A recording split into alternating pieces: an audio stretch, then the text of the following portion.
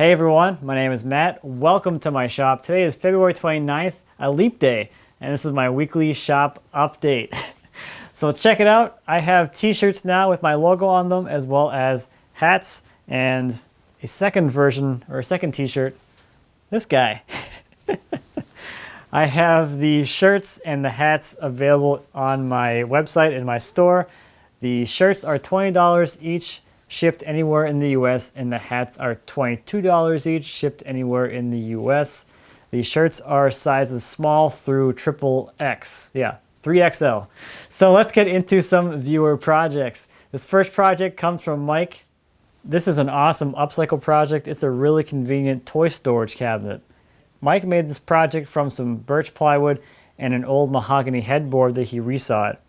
Mike has a video on his YouTube channel of making these things. He made 4 of these cabinets and they are pretty slick. He modeled them after something he saw at IKEA, which is how I got my start in woodworking.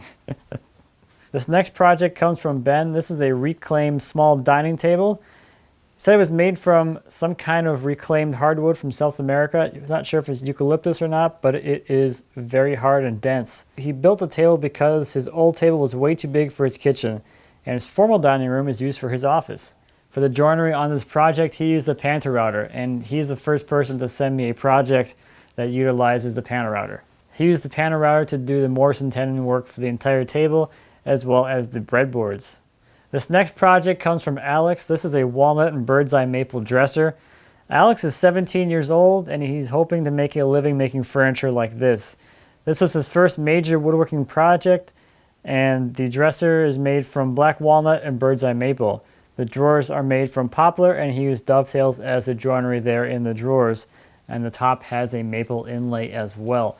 This last project comes from Nick. This is another dining table. He had picked up some barnwood and shortly after was asked to build a trestle table by his fiance's sister. He has several firsts building this table. He had never done Morrison tenons, breadboard ends, or used templates. And the breadboard ends on this table are actually true breadboard ends with tenons that are drawboard with pegs. So awesome work there. Double Morrison tenons for the legs, that's awesome as well. And a wedge through tenon for the stretcher. He also surprised them with a play table for the 2 daughters that he made as part of this year's Woodworkers Fighting Cancer build. Awesome work on that, Nick. Nick actually sent me a bottle opener. Right here, this guy, made from that same barnwood. So thank you, Nick, for the bottle opener. That's cool. So this week for me was a lot more behind the scenes stuff, although I did get a chance to get out here and make a video on Saturday and Sunday. I did the router guide bushing video, which was a ton of fun to do. I do miss making those videos, and I do have more planned for the next few weeks or months or whatever, so I'll be getting back into that Ask Matt series because they're a lot of fun to make. In the shop this week, though, I did continue doing some more cleanup and getting things a little more organized. The next thing I'm going to work on, and I want to get knocked out as quickly as possible, is the molding for the room where I did the flooring project.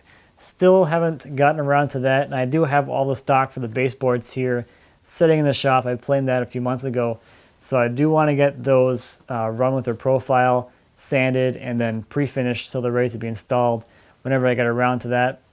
And then I will at some point do all of the casing as well before the install, but I got to pull some more stock for that. So I'll probably be doing that this week to get this stuff out of my shop because I'm sick of looking at it. So this past Friday, we released the next video in the sofa table build, the lumber selection, and that is my favorite part of any project, is picking out the parts from the boards. So much fun, and I really enjoy just having that vision of what the project can be just based off a rough piece of wood. So check that out if you have purchased that project. So over the past couple of weeks, a lot of people have been asking me about these boxes back here. I've got a bunch of Starrett boxes and I have a bunch of Veritas boxes back here. And those are here for a product tour I'm doing for Highland Woodworking. In November, I did another product tour for them on the Blue Spruce Tools dovetailing chisels and mallet and knife. And I'm doing some more again for them. So this week, I actually worked on and got wrapped up tonight the Starrett video. So I have a bunch of Starrett combination squares here in the shop, and problem with doing these videos is you get all these tools on loan just to do videos on as props, and it makes me want to buy them all. These are some really amazing squares. They function really nicely. The rules are like just perfect and really easy to read. I think I might have to buy one of these. The Veritas tools are all the bench accessories. So that's like the hold down clampy thingies and the surface vices and the bench dogs and that stuff. So that'll be a video I'll probably work on this week for them. Busy, busy. So I have a few announcements for you. If you are in the Minneapolis-St. Paul area, there is a new makerspace opening. It's the MPLS Make. The Minneapolis Make is the name of the makerspace. Looks like a really nice place. There is like pretty much every tool you would need to use for woodworking. So if you don't have access to your own tools, this might be a good option for you. They're having their open house this Saturday, March 5th from 2 to 5. And I plan to be stopping in there. So if you're in the area and you want to check out that makerspace, stop by. You'll probably run into me. Also that same weekend, or this weekend here in St. Paul, the woodworking shows are at the fairgrounds. I'm going to be stopping in there on Saturday before I head over to the makerspace to check that out. Also, I'll be attending the woodworking show in Atlanta on April 1st, 2nd, and 3rd. I'll be there with a bunch of other online video creators at the Video Woodworkers booth.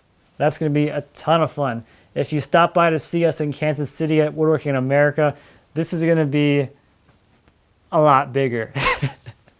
We're doing it up real big this time. So I think that's about all I have for this week. As always, links to everything I talked about today down in the description. Thank you as always for watching. I greatly appreciate it. If you have any questions or comments about anything I talked about today or anything here in my shop, please feel free to leave me a comment. As always, I appreciate those. And I'd be happy to answer any questions you might have. And until next time, happy woodworking.